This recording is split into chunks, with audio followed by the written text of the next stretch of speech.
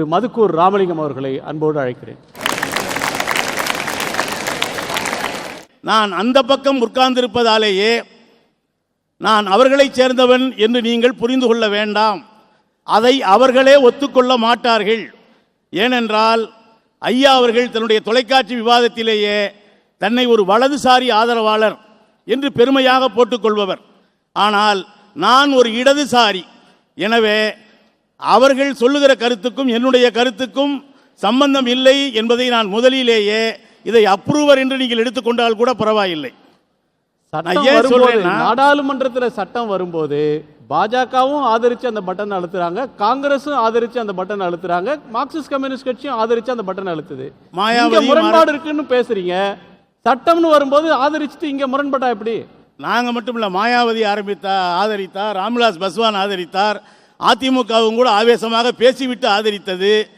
நாங்கள் சமூக நீதி என்று வருகிற பொழுது இடஒதுக்கீட்டிற்கு ஜாதியோடு பொருளாதார அளவுகோலையும் எடுத்துக்கொள்ள வேண்டும் என்று கூறுகிறோமே தவிர, மற்றபடி இன்றைக்கு அதில் ஐயா ராமசுப்ரமணியம் கூட சொன்னார், மோடி எதை செய்தாலும் அதை சிலர் தேச விரோத அடிப்படையில் எதிர்க்கிறார்கள் என்று சொன்னார்.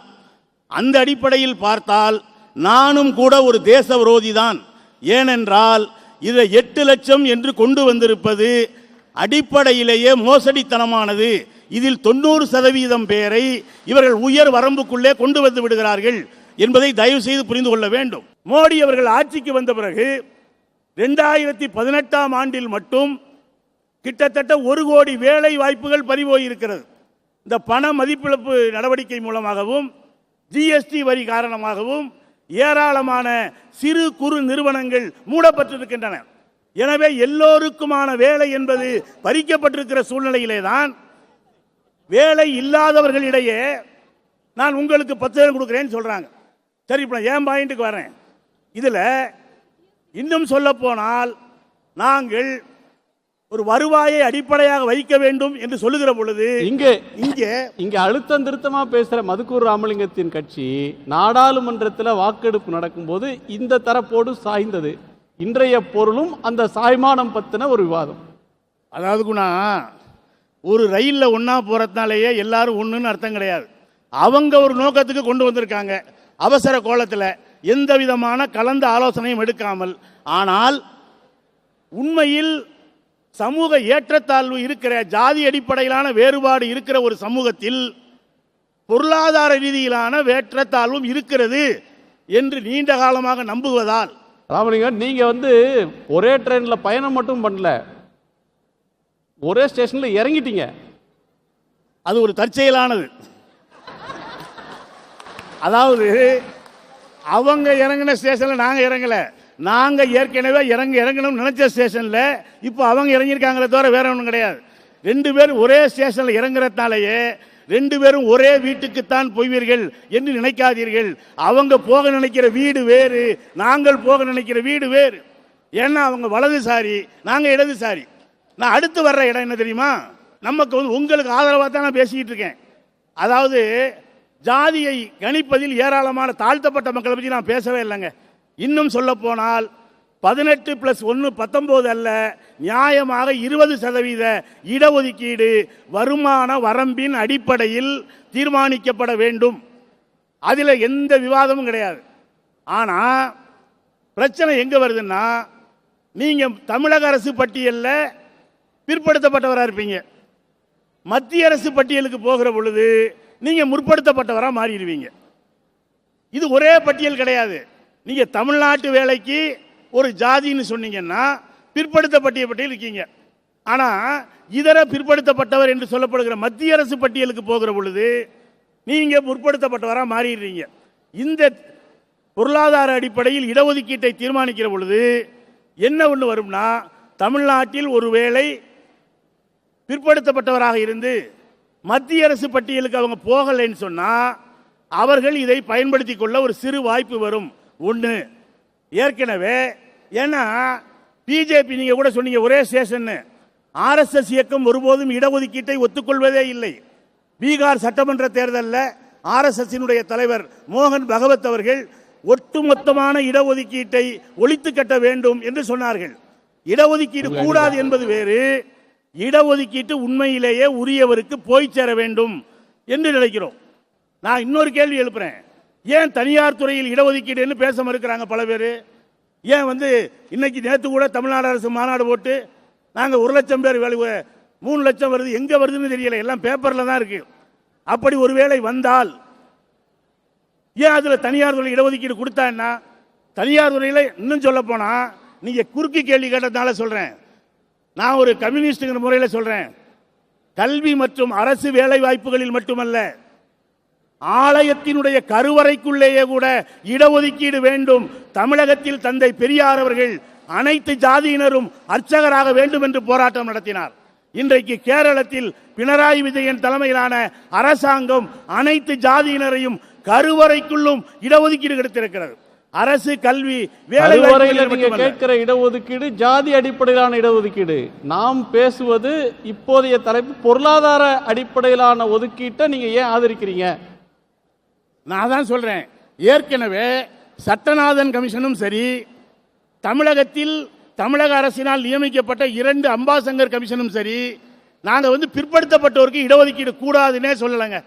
ஏற்கனவே அவர் பணக்காரராக இருந்தால், நான் இப்படி சுருக்கமாக சொல்றேன், ஒரு பிற்படுத்தப்பட்டோரிலேயே ஒருவர் ஏழையாகவும் ஒருவர் பணக்காரராகவும் இருந்தால் அந்த இடஒதுக்கீட்டை ஏழைக்கு தாருங்கள் என்றுதான் சொல்லுகிறோமே தவிர வேறொரு ஜாதிக்கு தாங்கன்னு நான் சொல்லலை.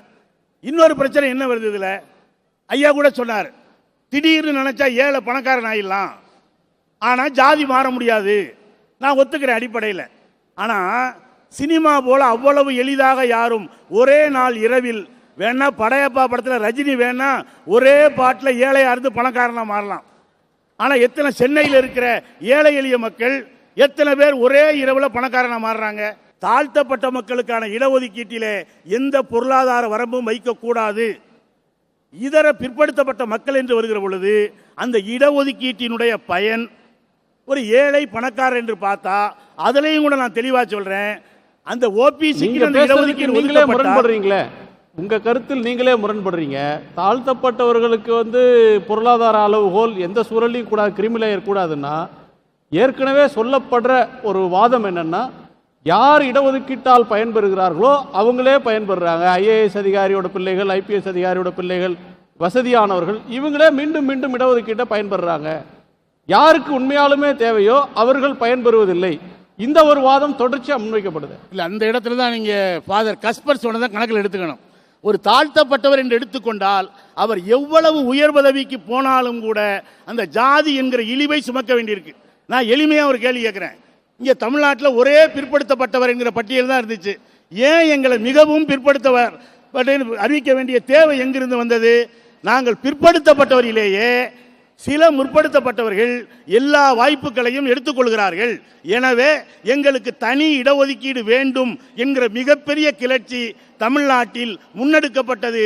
அதனால்தான் வேறு எந்த மாநிலத்திலும் இல்லாத வகையில் மிகவும் பிற்படுத்தப்பட்டோர், மோஸ்ட் பேக்வேர்ட் இன் ஒரு கிளாஸ், ஒரு பிரிவு தமிழ்நாட்டிலே உருவாக்கப்பட்டிருக்கிறது. நான் திரும்பவும் சொல்றேன், தனியார் துறையில் இடஒதுக்கீடு ஜாதி அடிப்படையில் கொண்டு வாங்க, குறிப்பாக தாழ்த்தப்பட்ட பிற்படுத்தப்பட்ட மக்களுக்கு கொண்டு வாங்க. இதனால் நான் திரும்ப ஏதோ நீங்கள் திரும்ப ஒரு பெரும்பலி போல மோடி அரசு கொண்டு வந்ததை ஆதரித்து விட்டீர்கள். நான் திரும்பவும் சொல்கிறேன், 8 லட்சம் என்கிற அளவுகோல் சரியல்ல, 5 ஏக்கர் என்பது சரியல்ல. ஏன்னா சென்னையில் தாம்பரத்தில் இருக்கிற 5 ஏக்கரும் ராமநாதபுரத்தில் இருக்கிற 5 ஏக்கரும் ஒன்றா, இங்கே இருக்கிற வீட்டடி மனையும் மதுரையில் இருக்கிற வீட்டடி மனையும் ஒன்றா. எனவே இதை எதுக்காக அவர் கொண்டு வந்திருக்கிறார்னா, ஏழைகளை முன்னேற்ற வேண்டும் என்பதற்காக அல்ல, ஏழ்மையை ஒழிப்பதல்ல அவர்களுடைய திட்டம்.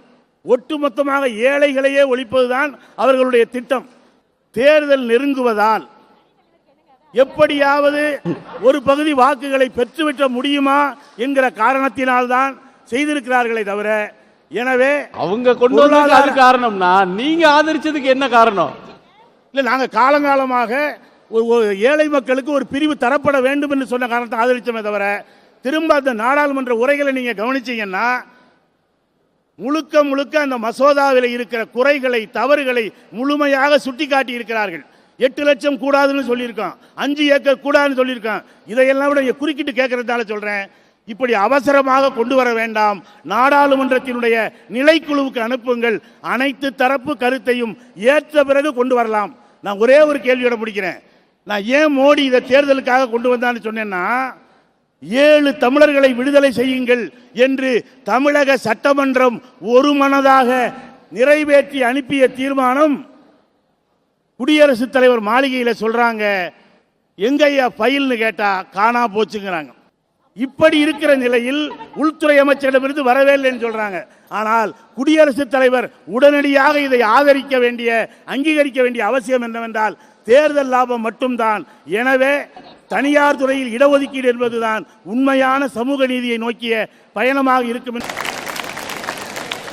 யாருக்கும் இருக்கிற உணவை, மனிதர் உணவை மனிதர் பறிக்கும் கொடுமை இனி உண்டோன்னு பாடிட்டு போனான் பாரதி. இங்க பிரச்சனை என்னன்னா, எல்லோரிடமும் ஆப்பை பெரிதாக இருக்கிறது, சட்டியில் சோறு இல்லை என்பதுதான் அடிப்படையான பிரச்சனை. இவங்க என்ன சொல்றாங்க, இந்த ஒரு கரண்டி, உனக்கு ஒரு கரண்டி. நான் மொத்தத்தில் சொல்றேன், பொதுத்துறை நிறுவனங்களிலே வேலை வாய்ப்பு குறைக்கப்பட்டிருக்கு. பல்வேறு வகையான, குறிப்பா இந்த 2 நடவடிக்கை, ஜிஎஸ்டி பிளஸ் பணமதிப்பு நீக்கத்துக்கு பிறகு கடுமையான வேலை வாய்ப்பு, சிறு குறு தொழில் நிறுவனங்கள் மூடப்பட்டிருக்கிறது. எனவே வரும் நாடாளுமன்ற தேர்தலில் இதை திசை திருப்புவதற்காக எடுத்துக்கிற கடைசி கட்ட ஆயுதம்தான் இந்த மசோதாவை தவிர, இப்போ நான் சொல்றேன், ஜாதி அடிப்படையிலான இடஒதுக்கீடு தொடர்கிற அதே நேரத்தில் இந்த தேசம் ஜாதி அடிப்படையில் மட்டும் இல்லாமல் ஏராளமான பொருளாதார ஏற்றத்தாழ்வுகளை கொண்டிருக்கிற நிலையில் பொருளாதார அளவுகோலையும் அதற்குள் வைக்க வேண்டும் என்று சொல்லி என் வார்த்தைகளை நிறைவு செய்கிறேன். நன்றி, வணக்கம்.